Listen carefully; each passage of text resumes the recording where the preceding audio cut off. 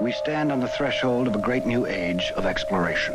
Its ultimate destination, the furthest reaches of the universe. 3, 2, 1.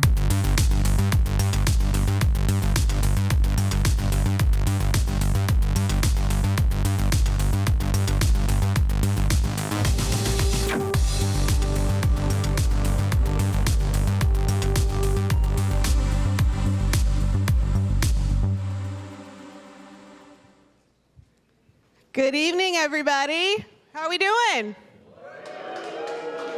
It's nice to see this full house for RTP180 FinTech.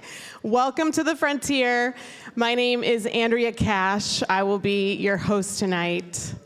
And I have to say, Super Bowl, Valentine's Day, RTP180, it's really the trifecta this week, you know?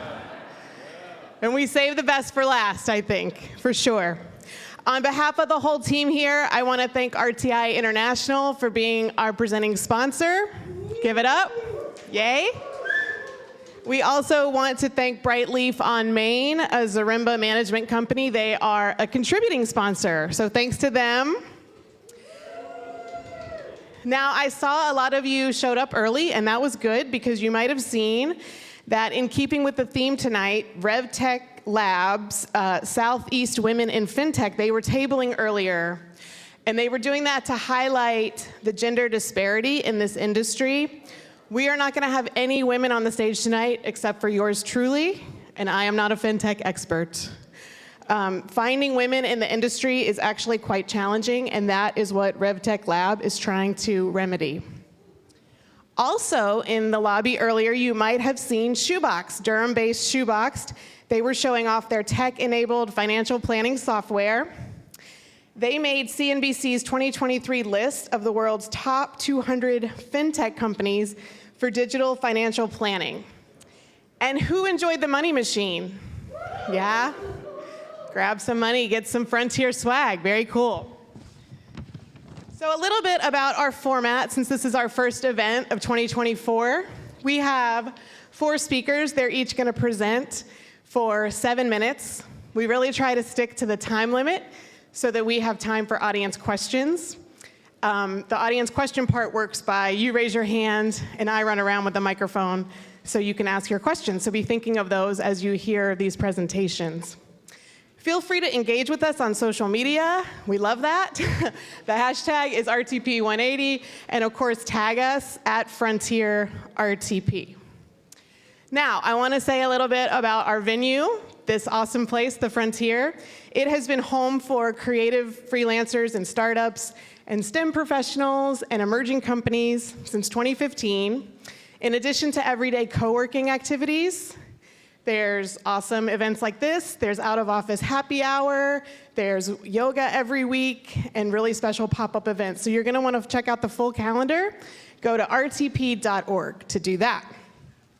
So that's the housekeeping portion for the moment. Let's get to our first speaker. He is a managing director in the anti-money laundering consulting practice of Deloitte Transactions and Business Analytics.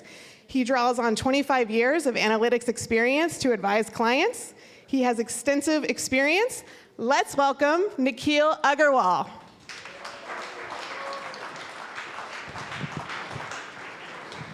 Right, good evening, everybody. Andrea, thank you for the warm welcome. It's great to see such a fantastic turnout. I'm going to be talking about an interesting topic today. Money laundering is estimated to be between $800 billion to $2 trillion each year by the United Nations. You heard that right. That's 2 to 5% of the global GDP.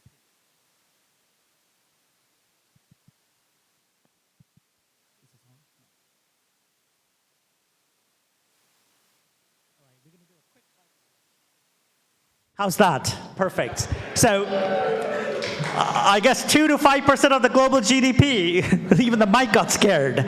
So from an agenda perspective, I'd like to give you a simple definitional construct. Then let's get into where are the FinTech plays, what are the challenges, the opportunities and I'll then follow it up with 3 concrete examples. So money laundering is simply about disguising illicit funds and making them appear legitimate. There are typically 3 stages in money laundering. The first is placement. This is where you could be making a large cash deposit. You could be making a series of small deposits. And then you have layering. You're moving funds across different counterparties, trying to basically hide the originator. And finally, it's about integration. And this is typically where what you see in the media, you make large purchases, be it boats, paintings, large homes, fancy automobiles. A simple example is a restaurant has $2,500 in profits. They show $5,000 in profit on their books, and they report that. Or you go to a casino with some cash, buy some chips, lose a little bit, cash out, and get a check, which becomes part of the legitimate flow. So ultimately, what we are talking about is how do we start detecting some of these patterns, and this is where the fintechs start to come in. There are principally 3 problems that we are interested in thinking about. The first shouldn't be a surprise because this cuts across different industries. It's about the data. Oftentimes we see that the data is siloed, it is disaggregated, the plumbing is broken, so you can never find a complete holistic picture about a customer and the transactions. The second issue we have is we have a very legacy, outdated way of detection. Algebra-based rules. So for example, you moved more than $50,000 over the last 3 months. Hey, anybody could be doing that, right? Particularly with college tuitions being incredibly high. So these rules end up resulting in a lot of false positives where really 99% of what is coming out of a system is not money laundering. The third issue that we face when it comes to money laundering, when we start doing the investigations, it's a very inefficient process. Investigators are focused on cutting and pasting data from different systems. It takes them a long time to be able to, connect the dots. And this is where, we've got to start thinking differently. So this is where, the fintechs come in. The first opportunity, which I won't get into, but I did want to call out, is centered around the data fabric. How do we better connect existing data? How do we cut across different source systems? How do we get the right lineage?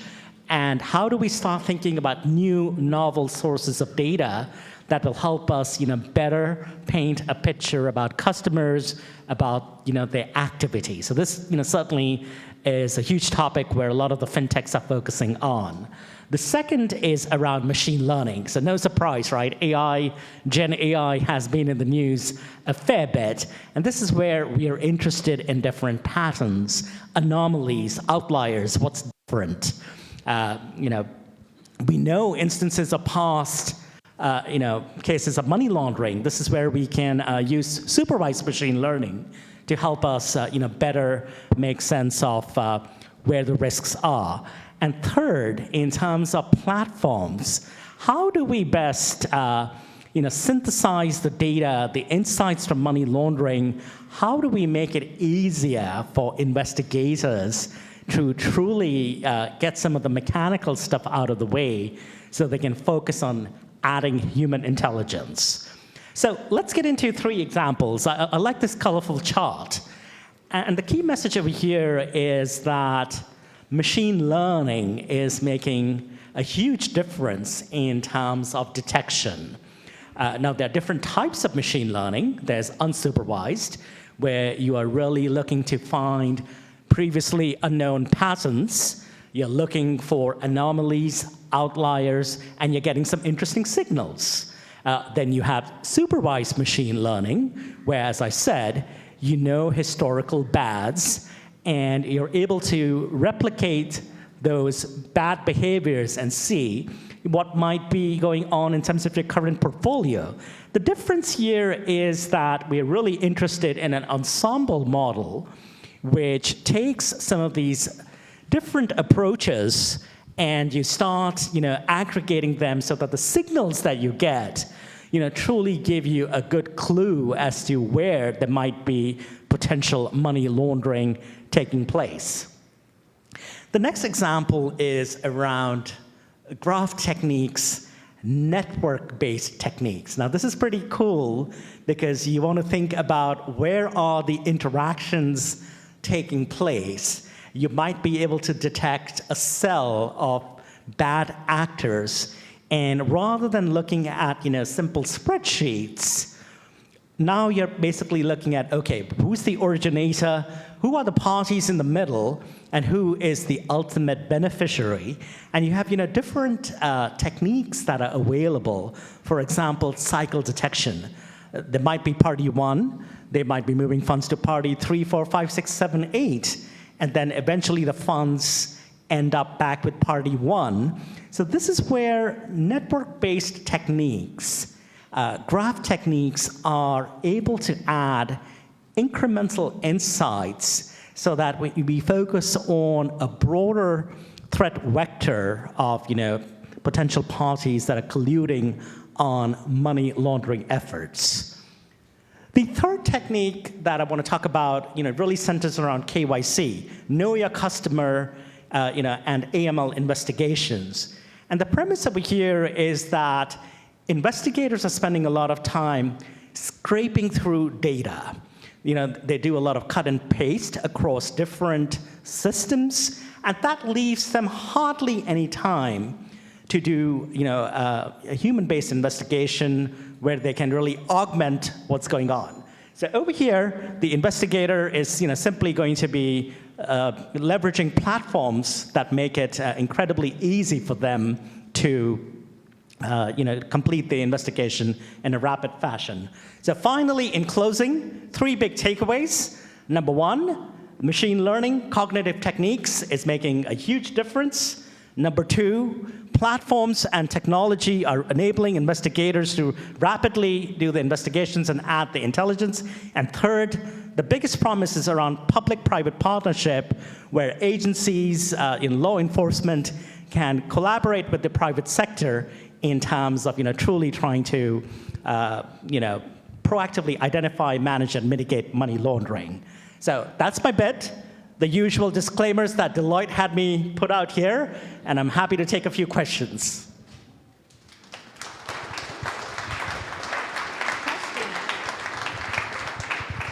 Questions?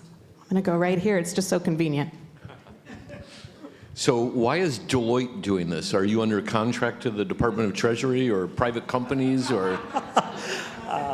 Well, just like any large consulting firm, we have a number of banking clients. And in terms of helping our clients, we know that many of them struggle with detection investigations. And this really gives Deloitte an opportunity in terms of our broader technology practice, our domain expertise, to help banks in terms of improving and augmenting the investigations, to make the whole process robust, and ultimately you're complying with the law of the agency. So we play a role in the broader ecosystem. Excuse me. Hi, Lindsay Smith. My question is, given what's going on in China right now with their real estate things going on, have you seen anything? I'm trying to get the question out. With what's going on with China with their estate plan, real estate things going on, yes, and the fallout that's been happening, was that related to some sort of shell game that was going on? And what's the most interesting shell game that you've seen recently? I really appreciate that question, and I'm sure you would have seen in the media. There were folks from different countries who swoop into New York City or swoop into the Triangle, and they end up, instead of buying an apartment, they end up buying 16, 17 floors, and they end up, paying in cash. So yes, there are some broader things that are going on. This is where the adjacent to money laundering is sanctions risk. What I can say is that from a framework standpoint, certainly in terms of real estate transactions, the sources of funds, the due diligence that is taking place on buyers, the quantum that you can pay with cash, there are a number of mitigating controls in place where you simply cannot walk in and pay $2-3 million for a particular apartment. In terms of broader geopolitical issues, I can say that there are adjacent frameworks in terms of sanctions rules, politically exposed persons, where there are a number of controls that do safeguard the broader financial system.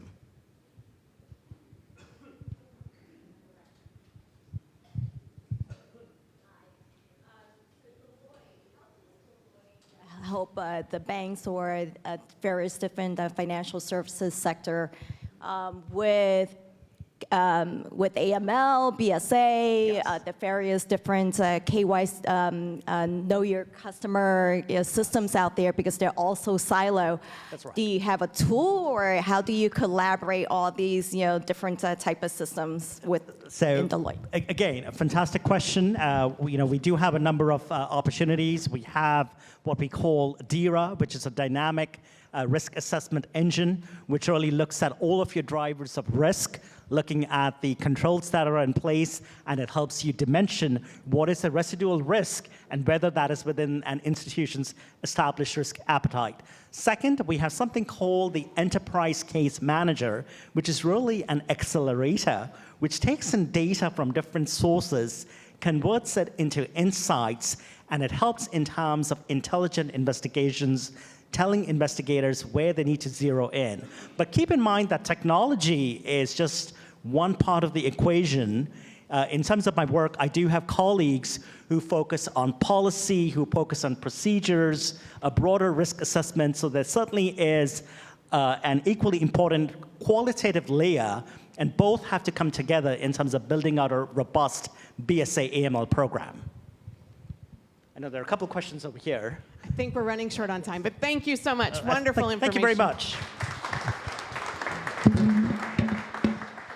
Great job. Nice work.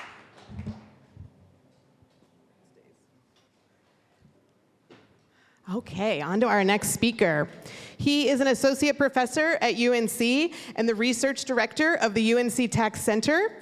He received his PhD in business administration from the University of Michigan and is the co-host of the podcast Tax Chats. He researches corporate taxes and has testified before Congress, advised the Congressional Budget Office, and worked on consulting projects with the IRS. Give it up for Jeff Hoops.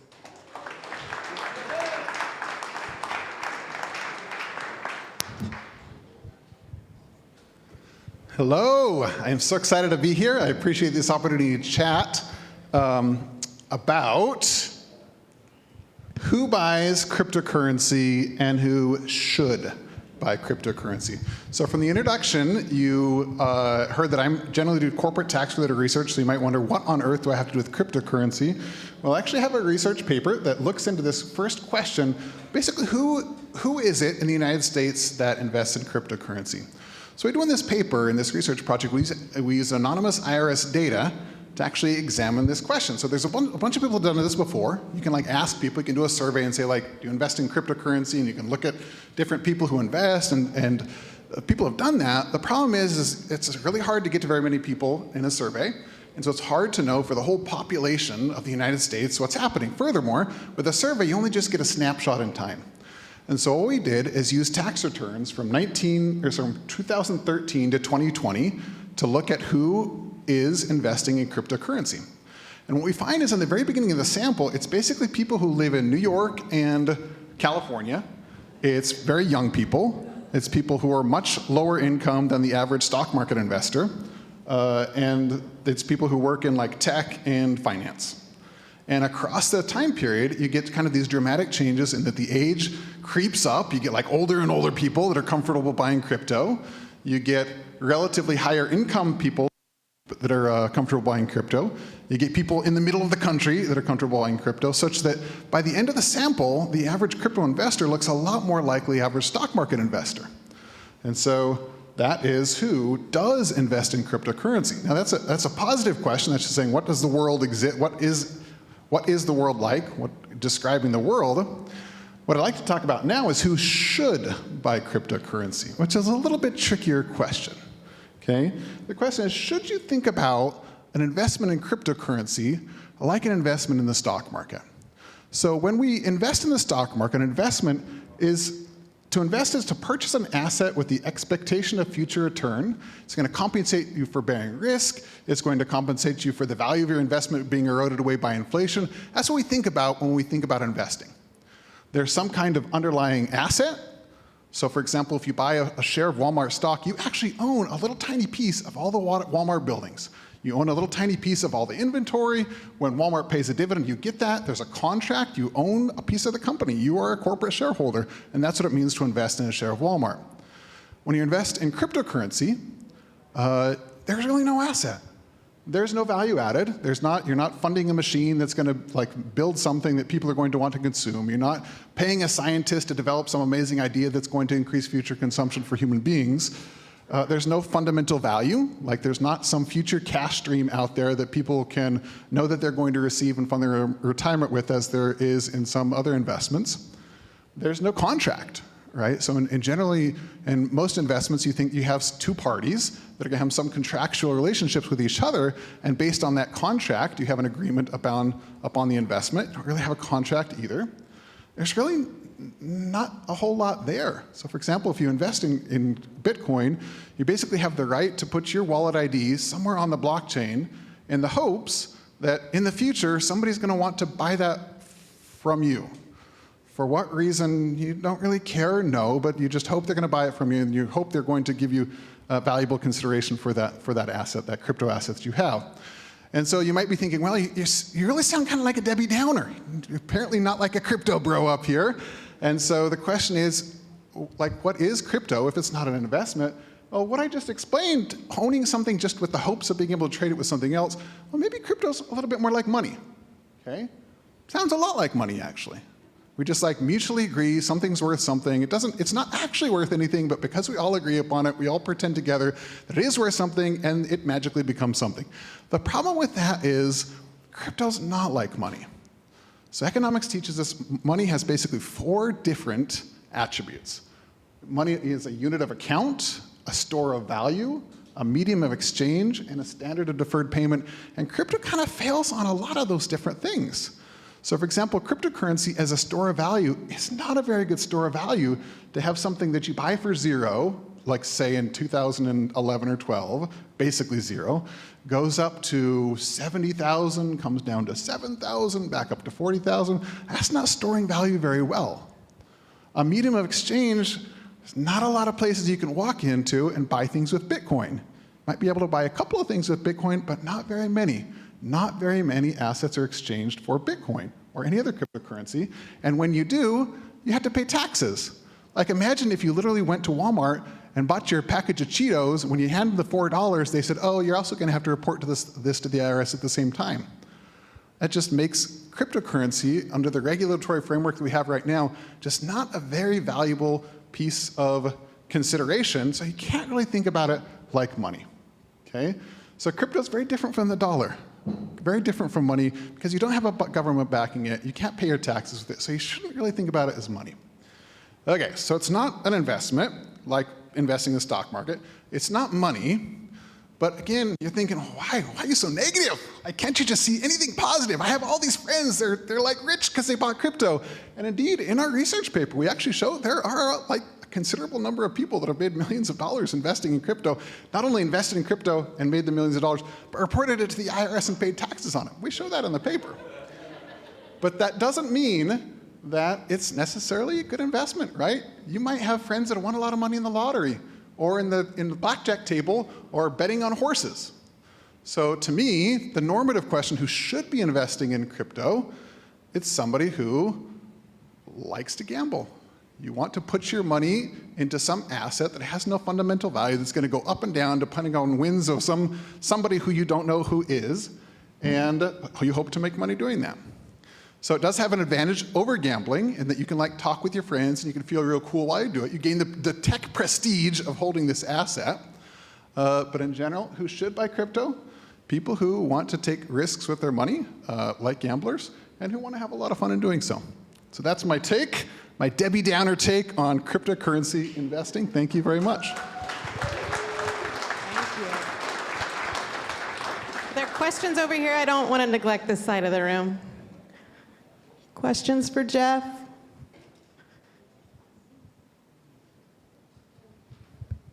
Given the history you've seen, what would you predict for the future, especially in terms of government regulation on crypto? What do things look like in the next 10 years?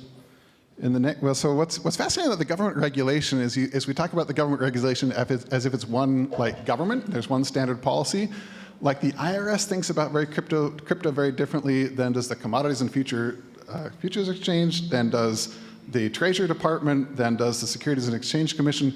So one unifying kind of government framework to crypto we're probably not going to see.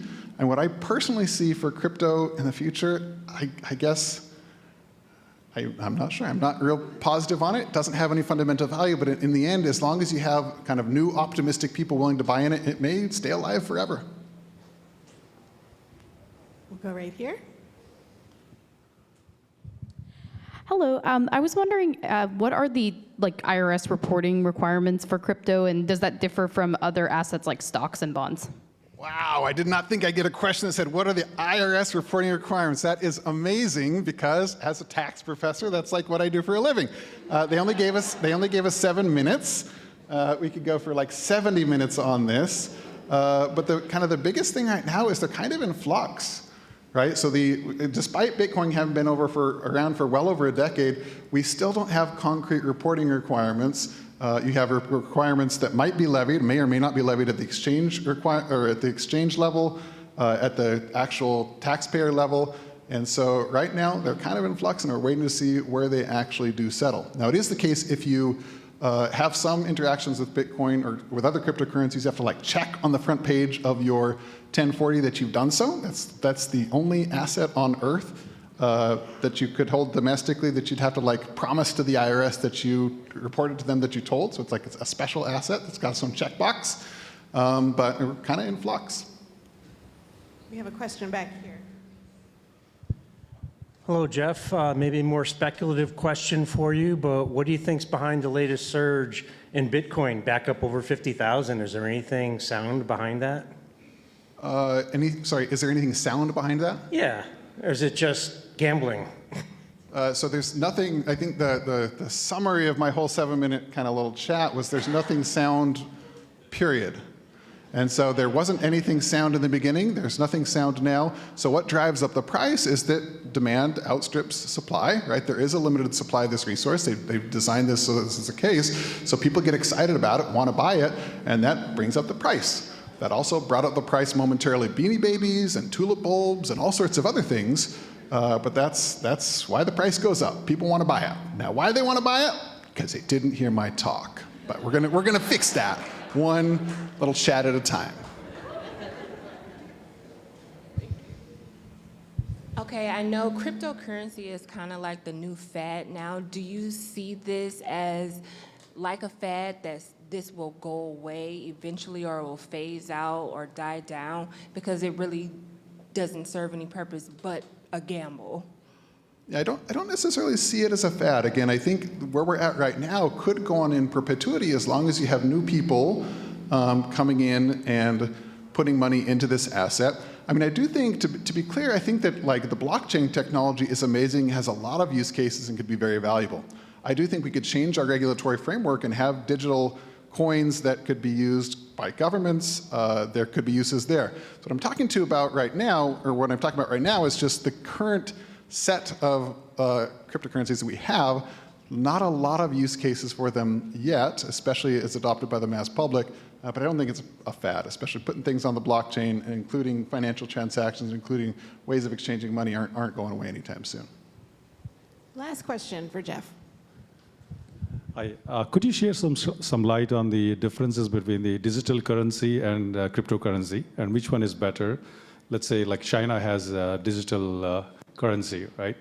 So is it better to go for a digital dollar, which has a value in it? Sorry, one more, I didn't hear you very well, sorry. Yeah, the difference between the digital currency versus cryptocurrency. So the crypto is like Bitcoin, whereas the digital currency can be still in dollar.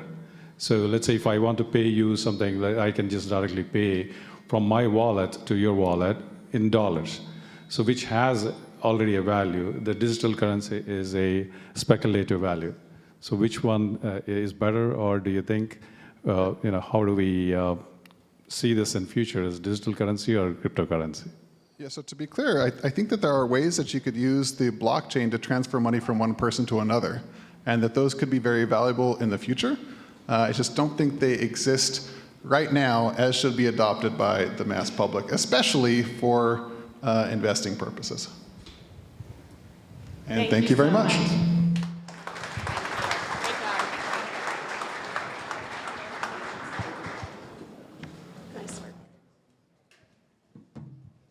So we need people to hear Jeff's talk, so we all have to share this on YouTube.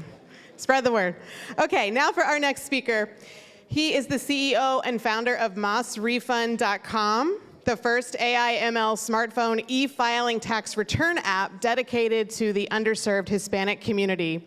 He's a published author, public speaker, Gestalt therapist, and former founder and CEO of Help Me Now, a pioneer in teleclinical healthcare.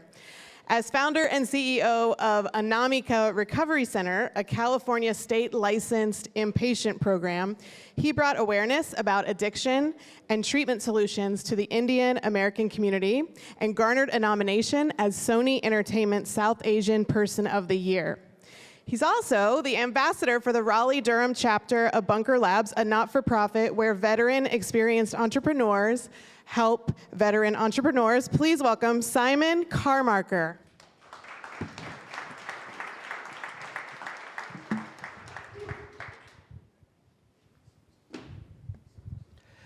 Thank you for having me. I'd like all of us to do an experiment. I'd like all of us to come on a journey with me. We're all ambassadors of America, and we're going to embark and traverse the horizons of a new land. This new country promises a life brimming with prosperity and an elevated lifestyle.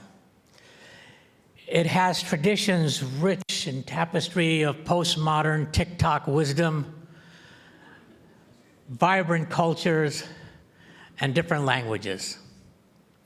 Underneath this idyllic nation, though, is a complex system of financial access that is intricately tied to one's economic class. But since we are ambassadors of America, one thing we're good at is shining a light on another country's disparities. And so we're going to go in and educate them on the importance of democratizing access to financial tools. So first we'll start off with what is financial inclusion and why it matters. It's equitable access to the usage of financial products and financial tools, regardless of their income level or socioeconomic status. Everyone should have access to tools and opportunities in the formal financial system. Democratizing FinTech is the process of making financial technology solutions accessible, affordable, and user-friendly for a broad range of individuals, particularly those who are underserved and under-resourced. Democratizing FinTech holds the potential to bridge this gap, offering innovative solutions that can empower individuals and communities to better manage their finances, build wealth, and achieve economic stability. So what are some of the barriers? One is lack of access. For example, in America, 82% of the Hispanic population doesn't have access to broadband or PCs. Limited or no credit history is another barrier to accessing some of the cutting-edge financial tools. Exclusion. Minority populations, particularly Black and Hispanic communities, face disparities in access to banking services and have disproportionately affected by predatory lending practices. Same-day check cashing places charging anywhere from 18 to 86% interest rates on something like refund advance loans. The role of democratizing access includes expanding access regardless of one's location, whether it's rural or urban. Customization. Let's offer some of these FinTech tools that are in language. Affordability. They don't have to have X number of dollars, X number of income in order to access the financial tools. And finally, financial literacy plays a very big role in the responsibility of creating opportunities and accessibility. So what are some of the benefits? Economic empowerment. We can elevate the entire demographic group by educating them on concepts of saving. There's a generational disproportionate distrust in the governments, primarily from where they came from. And that distrust continues into America, for example. So we want to educate them on the concept of investing. It leads to reduction in poverty, increases opportunities through entrepreneurship, and then overall economic growth. So that is the reason why we want to include financial inclusion and have access for everyone. Thank you. Thank you, Simon. Questions for Simon? Right over here. Simon, thank you. Councilmember Steve Rao, town of Morrisville. I've met you before at the NCID event, so thanks for your great work. My question is around India. I'd like to get your perspective about India. Today, India has about 1.2 billion with the mobile app. They've made significant strides, even though they have a long way to go. How is the nation of India moving so fast in this? Because it seems like they've come so far in such a relatively short period of time. Is that something we can learn about in the U.S. in terms of their digital plan for financial? I'm sorry, can you just repeat the last part of that question? I just wanted, India is making a lot of, I was at an event in Washington where the ambassador of India said that India today has 1.2 billion with a digital identity. So literally they're able to get people financial access that 4 to 5 years ago they didn't have. Is that something in our country or that your app is trying to address, is quickly bringing people on board in this kind of digital transformation? In U.S., you're saying? Yeah, absolutely. I think each of these administrations, as they're coming through, there's a big push towards bringing broadband to rural communities. I think offering language-specific solutions is going to be a big push towards bringing all these communities to our economic spectrum. Other questions? We'll go back here.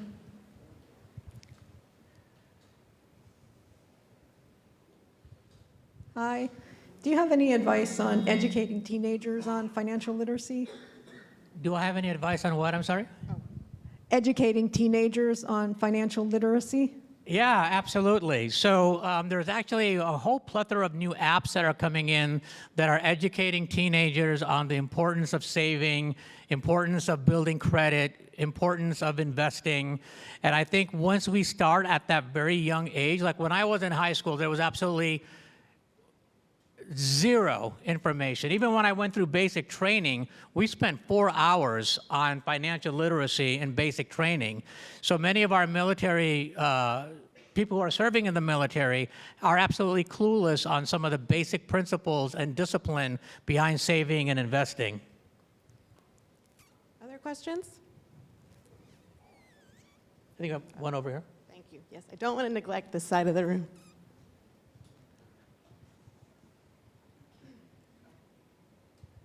Hi. So I'm really interested. This is amazing for the. Hold it closer, actually. Closer? Yeah.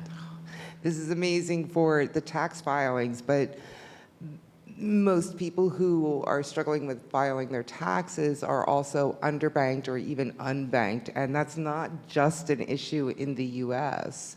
Is that something that you're also looking at helping them manage? And I mean, because that's been an ongoing problem, and I know a lot of fintech companies around the world have been looking into it, but I don't think anybody's really captured the market or resolved that problem yet.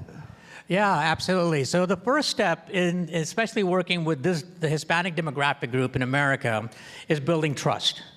And so there's so much distrust towards governmental or quasi-governmental agencies, including distrust towards some of the legacy brands. I'm sure you guys have read in the newspaper last week, I think, H&R Block was fined again for the bait and switch, right? They said that you could file your taxes for free, but as you're going through the process and they're charging you, and then you just spend 8 hours trying to figure out how to use this software, you give up and you pay whatever it is they're asking for. So a lot of that distrust comes in from a lack of transparency. And then the next step after you build that trust is launching financial products for the unbanked, where that they don't have to go to some place like a same-day check cashing places and pay 18 to 86% interest rate on their hard-earned money, right? These are refund advance loans. So they've already overpaid Uncle Sam.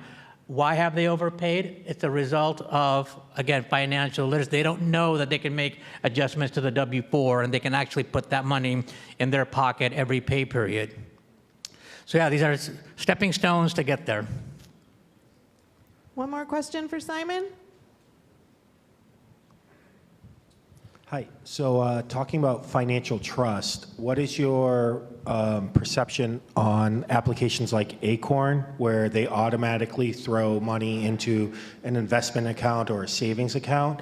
And the reason why I want to bring that into trust is you can see that individuals with the commodity like their finances being a micromanager, if you will, of that and wanting to have ultimate control of that. What do you see in the FinTech community where this is automated in bringing into a savings account or something like that? Yeah, I mean, the studies that I've seen and the conversations that I've had, more within the minority population want control over the decision-making of how to invest. The challenge becomes is that because there is financial illiteracy and something like crypto is the shiny object, and so we want to kind of also take measures to prevent self-harm. And so one way of preventing self-harm is by saying that, look, we're going to guide you through this process, and then we're going to encourage you to invest in a fund, like a year 2050 fund, a Vanguard fund, that protects them from self-harm. So it's kind of a balancing act between freedom versus security. I think we could do one more question if anybody has one. Go over here.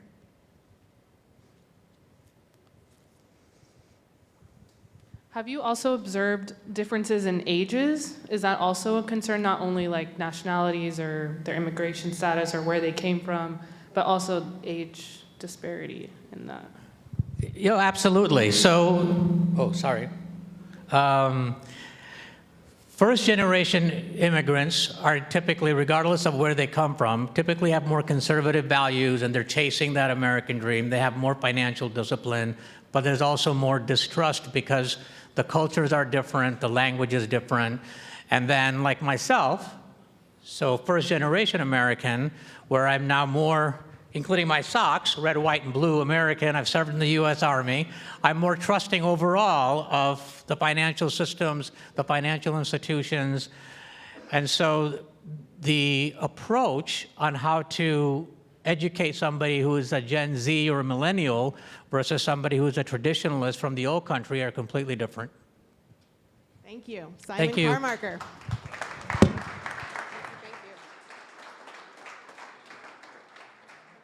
All right, loving these great questions y'all have. So it's time for our fourth and final speaker, believe it or not.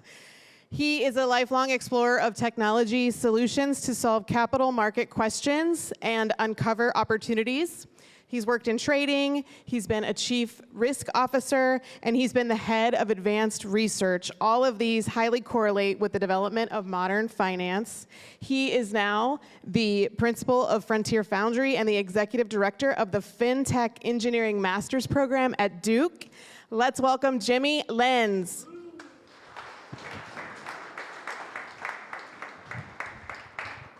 Well, I guess I'm the only thing standing between you and more beer. So let's see what I can do here. This is a really interesting time that we live in. I've had the opportunity to see some really cool things in my life, and this is a new one. And I'm such a firm believer in this, that AI, like other technologies, won't leave anyone behind. I hear a lot of fear about AI. I certainly hear a lot of questions. Probably could be more questions. But I really don't believe it will leave anyone behind. And this is why. So I've worn a lot of hats, but I'm a coffee guy. So these are some of the coffee mugs that I've collected over the many years. And they have something in common. They have something in common with Frank. So Frank Kelly was a fireman. Lived quite a while ago. He was a fireman down in Wilmington, North Carolina. Frank was a fireman at a time when there were certain technologies that were just coming into being. Incandescent lights were invented about a year after Frank was born. When incandescent lights came along, there was a lot of fear, not just from people who made gas lamps. There was a lot of questioning. And people were thinking, it's a little bit of a party trick maybe. But today, we think nothing of it. It's brought everybody along. Not only has it brought everybody along, but it's delivered so much more than the original promise. This good-looking guy came about at another time. A few years later, Frank was actually his great-grandfather. Yes, that is me. You guys didn't get that? You're like my students. I don't look that old. But I came to age as a trader when there were no laptops. There were no computers. We did all our trading on phones with a quote machine. Think about that, especially for younger people. When laptops came along, there were a lot of people that really rejected it. When electronic trading came along, which I kind of followed because I was a terrible salesperson and liked the quantitative side of things, people were in arms. This should be banned. This shouldn't be done. But guess what? That's where the world went. And it brought everybody along. So what's next? What's next? Well, what's next is AI. That's what we're seeing now. We're seeing it being used in a lot of different ways. And believe it or not, you're all using it. You're probably all using it right now. Whenever you shop, you're using AI. And no, it's not using you. You're using it. When you do almost everything, there is an element of AI to it. So just to give you a perspective, in every lifetime, you've seen these massive changes take place, and they brought everybody along. The incandescent lamp, computers. And well, AI, maybe we're not quite there yet, right? Because it took a little while for incandescent lights to catch on. Certainly took a while for computers to catch on, but they did. And they changed the way that we live. They brought us all in. And you see, not only did they bring people in, but they brought more people in than would have before. Think about it. So this little girl, she'll grow up in a world just like Frank did, where this brand new technology was there, but it's second nature to her. She's not even going to think about it. So we've been on this road of AI for a lot longer than you think. It was actually first developed in the 50s. Yeah, the 50s. Now, we didn't have the computational power to facilitate a lot of the things that we have today. But it's been around a while. This idea has been with us. And so what we're seeing today is the culmination of those efforts. And now we have the computational power to actually start putting it in place. And it's a neat place to be. This is a really cool thing. For my own part, I've been teaching some form of artificial intelligence for, I don't know, the better part of a decade, primarily machine learning, which one of our speakers was talking about using as just a tool. These are becoming second nature with my students. Artificial intelligence is something that isn't going to leave people behind. It's not something to be afraid of. It's something to learn about. It's something to use as a new tool. And it's not just generative AI. So how many people in here have used ChatGPT? And it's pretty cool. A little bit of a party trick, right? But that's what people thought lights were to begin. It was kind of a party trick. Computers, nobody really knew what to do with them when you first got them. I don't know how many people were around when the internet first came online, but remember, it was like, so what do we do with it now? People had all these grand ideas. If you were an academic, it's going to be this just cache of research information. But what did it end up being? Something very different. Kind of a lot of shopping and a Pornhub. But we all use it, right? We're all facilitating everything we do with these tools. AI will be the same way. It's been around for a long time. So we're not there yet. We're not at the culmination just because these things are rolling out. Stay tuned. The big players, remember the big players at the internet? A lot of you don't, because they faded. New players will take over. New applications will be out there. But I would say embrace this. Learn about it. If you think it's something you can use in your personal life or your business, jump in. You're not going to break it, just like you didn't break the internet. Jump in. Use this stuff. Play with it. There's open source applications all over the place, way beyond ChatGPT. There's a lot of things out there. Embrace this technology and let it carry you over. Let the wave continue. Be part of it. Thank you very much.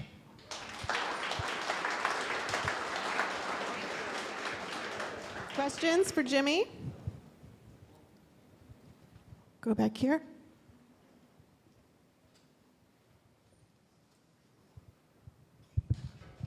I'm not negative on AI.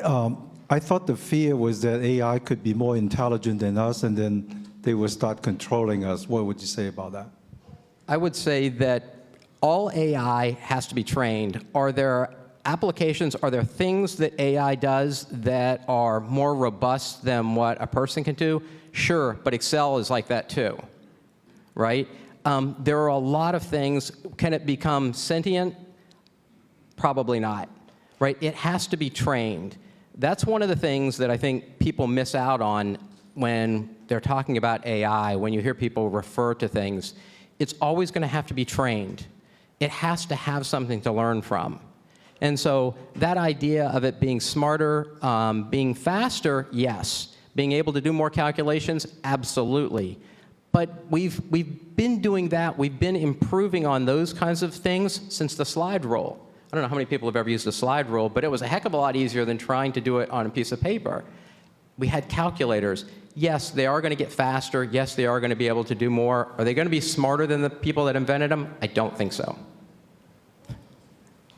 Other questions?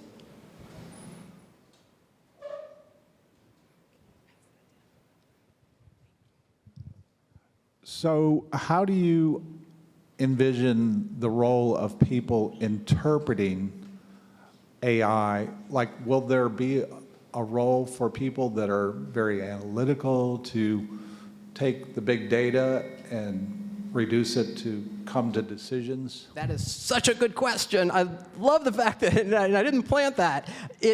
Absolutely. There is absolutely a place for people doing that kind of thing.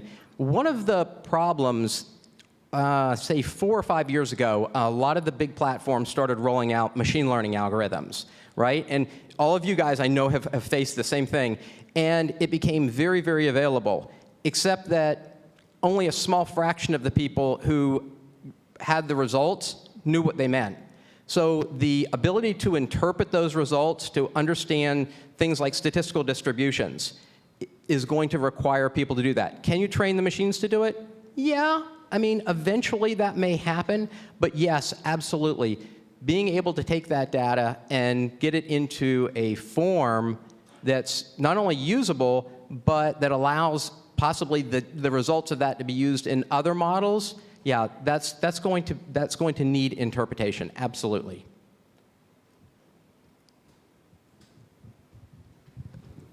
Yeah, with AI impacting pretty much every facet of our lives, what's your view on the safety, responsibility, and ethics associated with this technology? Yeah, I mean, it's a good question, and I think it's a question that's being asked more, which is a good thing. Those kinds of things are in the control, of course, of the people that use them to some extent. Again, it kind of goes to a little bit of the same question. The need for people to understand really well what they're using as training data. And in terms of the open source generative AIs that are going through the internet and things like that, that's one thing. But a lot of generative AIs are actually in very contained environments. And when you put those in contained environments, it's very, very important that you understand the features, the data that you're training. I think in a lot of cases, and there have been a lot of well-publicized ones, where models turned out to be biased in one way or another. I don't think that was something overt. I think it was the people who were doing it didn't understand sometimes what to put in and sometimes what not to put in. But I do think that is something that has to be focused on. People have to be trained, though. Again, people with skills in statistics, people with skills in machine learning, people that are trained rather than just grabbing something and say, let's run with it. That training is really important. Go right here. Do you see a role for government regulation in AI, and exactly how? Absolutely not. How's that? Short and sweet. Absolutely not. We are, in particular in the United States, a country built on innovation, not regulation. If you want to see what it looks like when you lead with regulation, go to Europe, go to the UK. You see a lot coming out of there. You see a lot of huge companies coming out of there, besides Novo Nordisk and the weight loss drug. You don't see a lot coming out of there, right? Leading with regulation is a huge mistake. I can't emphasize it enough. I spent time up at Congress, I don't know, a couple of months ago, and I tried to hammer home that point. Do not lead with regulation. This will not be good for the industry, it will not be good for these kinds of tools, and it certainly will not be good for the United States. Last question. Awesome. Well, thanks, Dr. Jimmy. This has been awesome. And just to stitch together maybe some of the presentations tonight, I'm wondering, sitting here, how do I use AI to better launder my money and, and buy cryptocurrency at the right price to get rich beyond my wildest dreams? No, actually, all right, so let me do a better legal question. How can I use AI to help me with my stock picks so that I can retire a little bit earlier and drink more beer on the beach? What an awesome retirement plan that is. I love that retirement plan. Who doesn't want that? Absolutely. In fact, so it was mentioned that, yes, I do work at Duke, and I run a graduate program there. My other hat, my other coffee mug, is with a company called Frontier Foundry, and that's exactly what we do. We're kind of a research group that builds algorithms using artificial intelligence for money managers, for investment managers, and sometimes it's picking stocks, sometimes it's optimizing the volatility of a portfolio, sometimes it's meeting certain goals that a portfolio has. And we have a whole team of scientists. They have very different backgrounds. That's another really interesting thing. So one woman, her PhD's in biomedical engineering. She's also an MD. We have somebody with petrochemical engineering experience, finance experience. So we're getting a lot of different perspectives. And I think almost all AI, that's one of the things that it really benefits from, is a lot of different perspectives, multiple perspectives. So can you do that? Absolutely. It's being done now. Thank you, Jimmy. Great stuff.